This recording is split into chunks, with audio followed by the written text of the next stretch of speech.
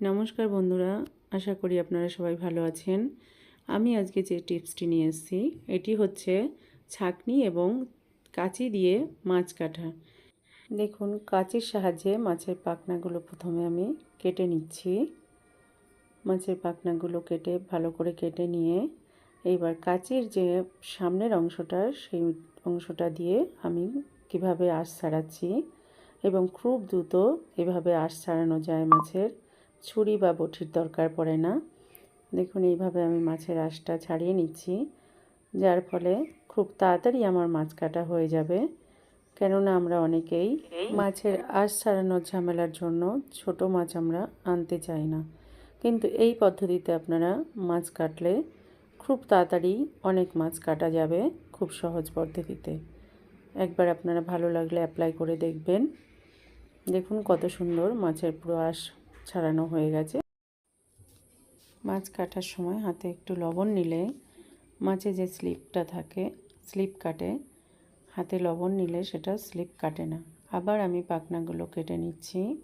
কেটে নিয়ে দেখুন এবার ছাঁকনির সাহায্যে আমি কীভাবে মাছের আঁশ ছাড়াচ্ছি। এইভাবে ছাঁকনির সাহায্যে অনেক কম সময়ে অনেক মাছের আঁশ ছাড়ানো যায় বা মাছ কাটা যায়। আর এটার একটা সুবিধা কি, আমি দাঁড়িয়ে বসে যে কোনোভাবেই করতে পারি। অনেকেই আমরা কোমর যন্ত্রণার জন্য বসতে পারি না, বটি দিয়ে কাটতে গেলে আমাদের বসে করতে হয় কাজটা। এবার আমি কাঁচি বা ছাঁকনির সাহায্যে এইভাবে যদি মাছটা কেটে নিই, তাহলে আমরা দাঁড়িয়েও করতে পারবো বা বসেও করতে পারবো। এটা একটা সুবিধা এইভাবে মাছ কাটার। এবার আমি আরেকটি টিপস নিয়ে এসেছি। এরকম ওষুধের বোতল তো সবার বাড়িতেই থাকে। কাঁচি এবং ওষুধের বোতলের ঢাকনা দিয়ে আমি কি করে চিচিঙ্গার খোসা ছাড়ানো যায় বা ছিলকা ছাড়ানো যায় সেটাই দেখাবো। দেখুন, ছুরি বটি ছাড়া, কোনো ঝামেলা ছাড়াই এই ঢাকনার সাহায্যে কত তাড়াতাড়ি চিচিঙ্গার খোসা ছাড়ানো যাচ্ছে। দেখুন, এই ঢাকনার সাহায্যে আমি পুরো খোসাটা কিভাবে ছাড়িয়ে নিলাম, কত তাড়াতাড়ি কাজটা আমার হয়ে গেল। এইবার দেখুন, কাঁচির সাহায্যেও কত তাড়াতাড়ি আমরা চিচিঙ্গার খোসা ছাড়িয়ে নিতে পারি। দেখুন কত সুন্দর, কত তাড়াতাড়ি এই কাঁচির সাহায্যে আমরা চিচিঙ্গার খোসাটাও ছাড়িয়ে নিচ্ছি। এইভাবে যদি আমরা কাজ করি তাহলে কি হয়, আমরা একটু নিজেদের জন্য সময় বের করতে পারি। কাঁচি আর ঢাকনা দিয়ে দেখুন কত সুন্দর আমরা চিচিঙ্গাটাকে ছাড়িয়ে নিলাম। এবার এইভাবে আমি কাঁচি দিয়ে ছোট ছোট টুকরো করে কেটেও নিতে পারি, তাহলে আমাদের আর ছুরি বটির দরকার পড়বে না। এইভাবে আমরা কাজগুলো গুছিয়ে নিতে পারি, অনেক তাড়াতাড়ি করতে পারি। আরেকটি টিপস নিয়ে এসেছি। আলু আমাদের সবার বাড়িতেই প্রয়োজন। আলু ছাড়া আমাদের চলেই না বলতে গেলে। এবার সকালবেলা আমাদের কাজ করার সময় অনেক তাড়াহুড়ো থাকে। এর জন্য আলু আমি কিভাবে কেটে দুদিন আমি ফ্রিজে রাখতে পারবো, ভালো থাকবে। আলুটাকে প্রথমে কেটে ধুয়ে নিলাম। এবার কি করব, আলুর মধ্যে আমি 1 চামচ লবণ দিয়ে দেব। লবণটা দেওয়ার পরে এবার আমি এর মধ্যে জল ঢেলে দেব। এবার একটা প্লেট দিয়ে ভালো করে ঢাকা দিয়ে আমি ফ্রিজে রেখে দেব। পরবর্তী টিপসটি পেঁয়াজ নিয়ে।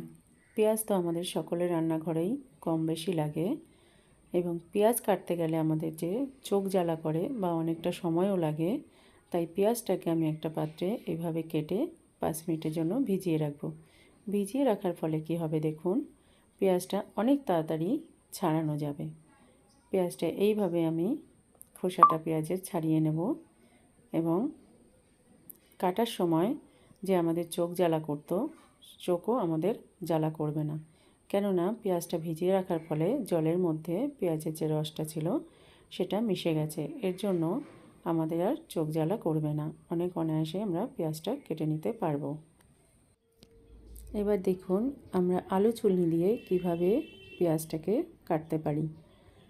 আমরা ঝিরি ঝিরি পেঁয়াজ কাটার জন্য বটি ব্যবহার করব না, আলু চুলনি দিয়ে কত সুন্দর, কত তাড়াতাড়ি ঝিরি ঝিরি পেঁয়াজ কাটা হয়ে যাচ্ছে। এতে হাত কাটারও ভয় থাকবে না, বা অনেক তাড়াতাড়ি আমরা কাজটা করতে পারবো। দেখুন কত তাড়াতাড়ি অনায়াসেই ঝিরিঝিরি করে আমরা পেঁয়াজটা কেটে নিচ্ছি। দেখুন কত তাড়াতাড়ি আমি সবগুলো পেঁয়াজই ঝিরিঝিরি করে কেটে নিলাম আলু চিনি দিয়ে। এইবার পেঁয়াজ কাটার আরেকটা পদ্ধতি বন্ধুরা, গ্লাস দিয়েও আমরা দেখুন এইভাবে পেঁয়াজ কাটতে পারি। যারা নতুন গৃহিণী তাদের জন্য হাত কাটার ভয় থাকে, নতুন কাজ করতে অসুবিধা হয়, তারা এইভাবে গ্লাস দিয়েও পেঁয়াজ কাটতে পারে। বটি ছুরি এসব ঝামেলা ছাড়াই আমরা পেঁয়াজ কত সহজভাবে কাটতে পারি। টিপসগুলো কেমন লাগলো বন্ধুরা জানাবেন।